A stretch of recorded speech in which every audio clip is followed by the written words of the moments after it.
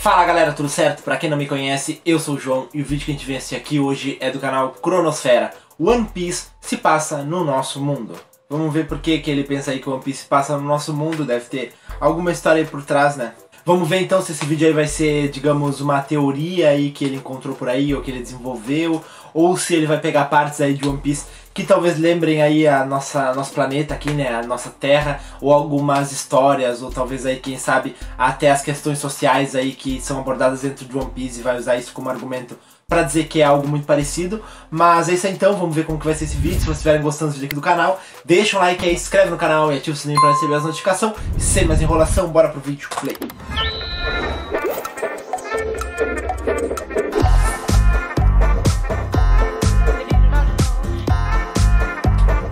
E estamos aqui para mais um vídeo do quadro de anime mais estranho da internet. Falando de hipóteses totalmente malucas, mas que tem uma mínima chance de se concretizar. As teorias que não vão acontecer. Teoria.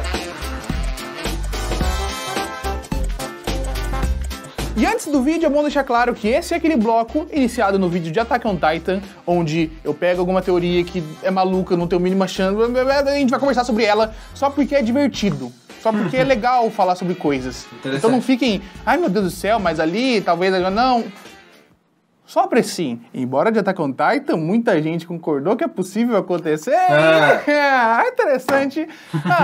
Um dos tipos de teoria favoritos por aí é aquele que o mundo mágico da obra fantástica, na verdade, é o nosso mundo do futuro.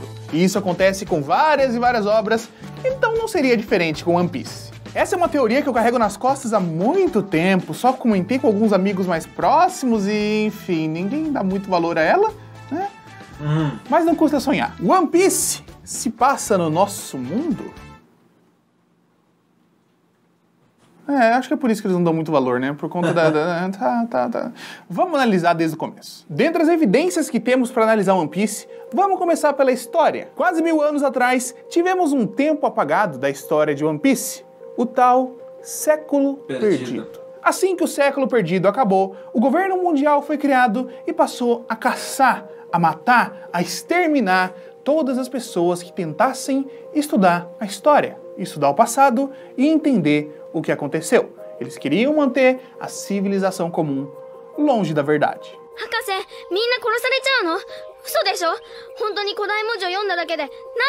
A única coisa que nos restou foram os poneglyphs, pedras indestrutíveis que carregam mensagens de uma civilização do século perdido, para que elas chegassem no futuro e as pessoas soubessem de tudo o que aconteceu. Mas a minha primeira indagação é quanto ao próprio século perdido. Ele foi exatamente um século? Será que não foi mais tempo do que isso? Será que século perdido apenas não faz você ficar prestando atenção em uma coisa que não é a verdade? Por exemplo, o que aconteceu 500 anos antes do século perdido? É claro. Não é como se o século perdido fosse um pedaço ali em branco e a gente soubesse o que aconteceu um dia antes do século perdido. A gente não sabe o que aconteceu antes disso. Proponho aqui a possibilidade de que tenha sido muito mais tempo. Séculos? 2? 3? Milênios? Mas como que tudo isso se ligaria ao mundo de One Piece? É um negócio totalmente bizarro, né? Calma. Vamos parte por parte. Como toda boa história de futuro distópico, tudo começa numa guerra. Mais especificamente um período parecido com a nossa Segunda Guerra Mundial, Guerra Fria, né? Ali naquele meio. De um lado, muitos países que se juntaram lutando contra apenas um outro. Vamos chamar esses países que se juntaram de os reinos. Esse tal dos reinos, que eu tô colocando esse termo aqui, existe dentro do mundo de One Piece, que são os reinos que se juntaram para formar o governo mundial depois do século perdido. Eles realmente lutaram contra um outro império que existiu antigamente, que será chamado por mim nessa teoria de Império D. Certo? Império D. Mas a gente chega lá. Então, basicamente, temos duas frentes, os reinos e o Império D, lutando no nosso mundo. その脅威が何なのかは解き明かさねばならんが、すべての鍵を握るかって栄えたその王国の名は。生きていたのか。Dの意志は。Eles entraram em guerra justamente porque os reinos queriam dominar o planeta inteiro. fazer com que as pessoas servissem aos seus desejos, tudo para eles ficarem tranquilos, sem ter que trabalhar muito, colhendo as riquezas da vida e etc. O povo vivendo numa semi-escravidão, justamente como é o mundo de One Piece com o governo mundial. お父様、クレイターミナルの人たちはどうして人間じゃないの？なぜ燃やされてしまうの？こういうことを自業自得と言うんだよ。考えてごらん。全部彼らが貴族に生まれてこなかったのがいけないんじゃないか。E no passado, justamente, o Império D se levantou para ir contra os reinos, por conta de toda essa maluquice, todo o domínio que eles estavam tentando estabelecer no mundo. E no meio disso, era inevitável que guerras nucleares chegassem. Bombas nucleares começaram a explodir aqui e ali, tudo vindo dos reinos que queriam tomar de qualquer forma todo o controle, acabar com a resistência que era o Império D. Mas bombas nucleares são perigosas. E pela quantidade de bombas que o reino usou, complicou bastante o meio ambiente. Eles teriam explodido bombas tão fortes a nível de prejudicar o núcleo da Terra. Alterou a velocidade de rotação do magma debaixo da crosta terrestre, isso foi direto para o núcleo e ferrou um pouco com a rotação da Terra. Fez com que a Terra fosse mais devagar, e isso, meu amigo, gera vários e vários problemas. Aconteceu. Mas, Guto, de onde está tirando esse negócio da Terra? Você está começando, já está partindo um ponto maluco. A questão é, Oda, a gente conhece muito bem Oda. O Oda é aquele tipo de autor que, quando ele aprende alguma coisa sobre o mundo, ele gosta de aplicar em One Piece. A gente viu recentemente que no capítulo 39 ele acrescentou uma nota de autor, comentando apenas que os cientistas diziam que se o ser humano tivesse pelo menos 2 metros de musculatura peitoral, ele conseguiria voar. E recentemente o Gear 4 faz isso. E esse capítulo 39 que ele citou sobre o pássaro foi 10 anos antes do Luffy aparecer voando. Tá bom, o Oda usa esse tipo de coisa nas obras dele, mas o que tem a ver com a velocidade de rotação da Terra? No SBS 7, o leitor disse, por que a sobrancelha do Sanji é enrolada no final? Por favor, dê uma resposta real. O Oda respondeu, e você, sente-se ali mesmo. Agora escute, todos vivem em círculos. O Sol, a Lua e a Terra dão voltas. E se a Terra de repente parar de girar? Seria um desastre. Maremotos em todos os lugares. E depois completa com uma piadinha sobre o Sanji. Mas a questão é, o Oda sabe dessa questão geográfica. Ele sabe que se a Terra parar de girar ou se a velocidade das coisas mudarem, é uma catástrofe na crosta terrestre. Inclusive as pessoas que vão mais fundo nisso acreditam que a headline, certo? Aquela porção de terra que circula o mundo, foi formada por conta disso. Porque se a gente for pegar algumas progressões de alguns cientistas, eles acreditam que com a diminuição da velocidade ou a parada total da Terra, tudo ia se rearranjar e os continentes iam ficar mais ou menos ali na linha do Equador, enquanto as águas iriam para os polos, certo? Então a gente já tem um ponto aqui, mas eu nem quero ir tão dentro disso aqui, quero só citar isso aqui porque é interessante, mas não vou muito dentro disso aqui. Porém, para ajudar um pouco nessa outra loucura, sabe-se também que se isso acontecesse, o campo magnético da Terra ia ser destroçado, ia ser um caos gigantesco e talvez explique por que em One Piece cada ilha tem um campo magnético diferente e eles vão seguindo pelo log pose, se indicando o campo magnético da seguinte ilha, da outra ilha, da outra ilha, da outra ilha, mas enfim. A questão é que o impacto da guerra nuclear foi tão grande para o planeta que isso explicaria um tanto da questão geográfica daquele mundo. Placas tectônicas mexeram, a crosta terrestre tudo fodida, o magma vazando, criava novas montanhas. As ilhas de One Piece, que são totalmente pequenininhas, espalhadas, não tem um grande pedaço de terra de continente. O oceano totalmente instável e previsível, tem redemoinho, tromba d'água e tem um monte de coisa acontecendo de repente. Se você alterar a Terra atual, vai ficar assim.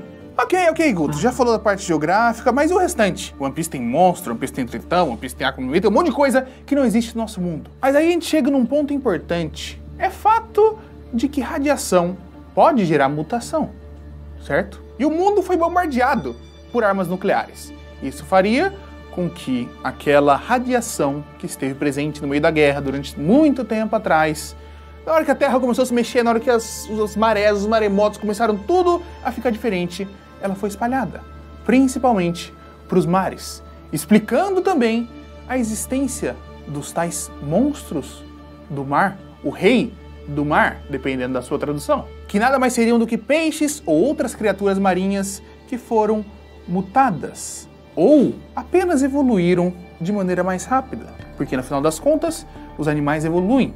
E a radiação poderia ter acelerado esse processo de evolução para que não demorasse os habituais milhões e milhões de anos. E quanto a tritões e gigantes, a gente volta para o período de guerra.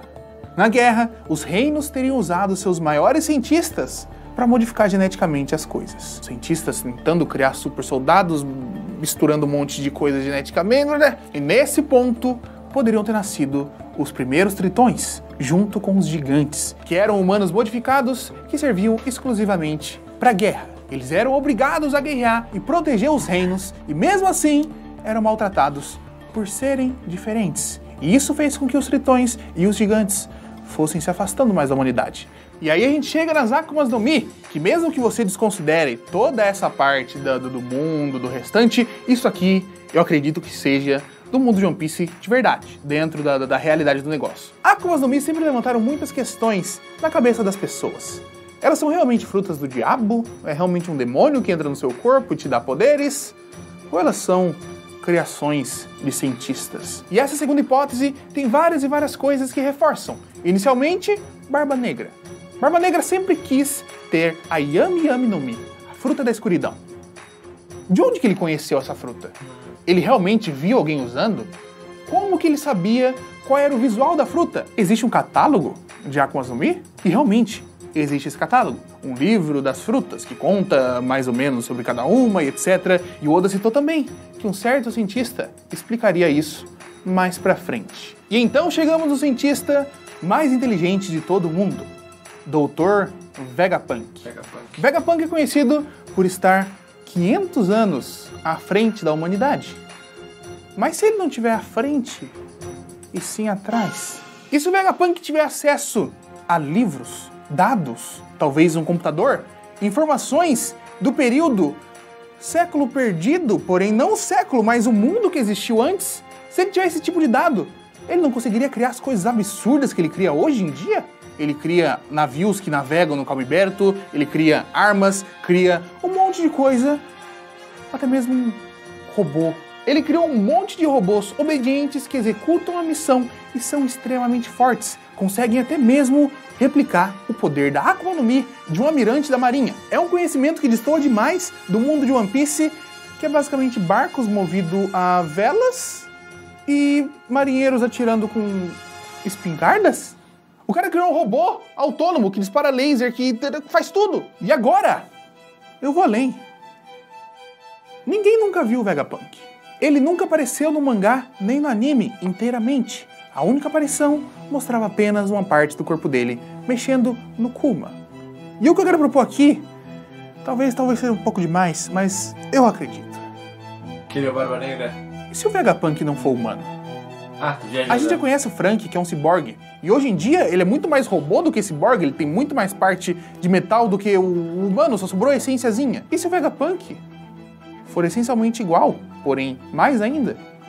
Se ele for um androide? Quando vimos o Vegapunk, vimos apenas o seu sobretudo, uma camisa por dentro e luvas nas mãos. Nenhum pedaço de carne foi mostrado. E mesmo que fosse, poderia ser uma prótese de pele por cima da sua real aparência. Poderia ser o Vegapunk, um androide construído muito tempo atrás, que acumulou essa informação, ou até mesmo um androide recente, que consegue pegar alguma informação do passado. Enfim, temos muitas perguntas e poucas respostas relacionadas a isso, o que me leva a pensar bastante. Como que o Luffy, o Usopp e Chopper conheciam robôs? Como que eles idolatram robôs? Qual é o outro robô que já existiu no mundo de One Piece? De onde surgiria essa mística? Será que existe algum livro? Alguma história? E se existiu, veio de onde?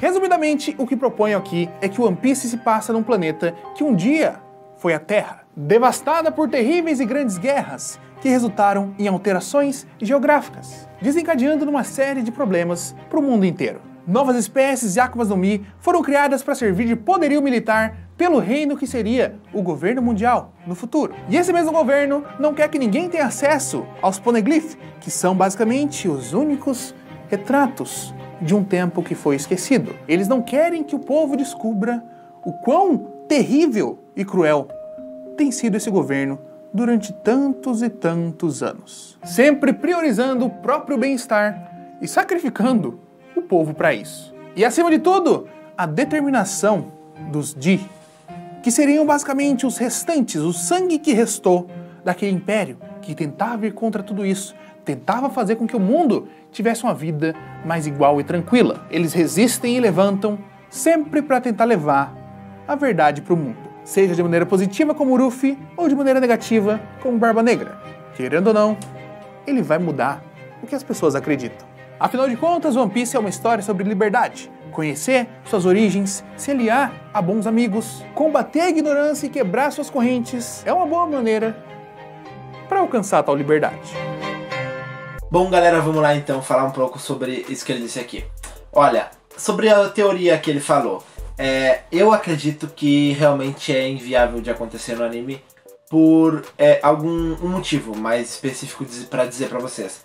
Eu acredito, né, o anime não é focado nesse tipo de coisa, o anime não é o foco de como o mundo é, por exemplo, para dizer que ele é parecido com o nosso, ou por causa de algum acidente ou coisa assim.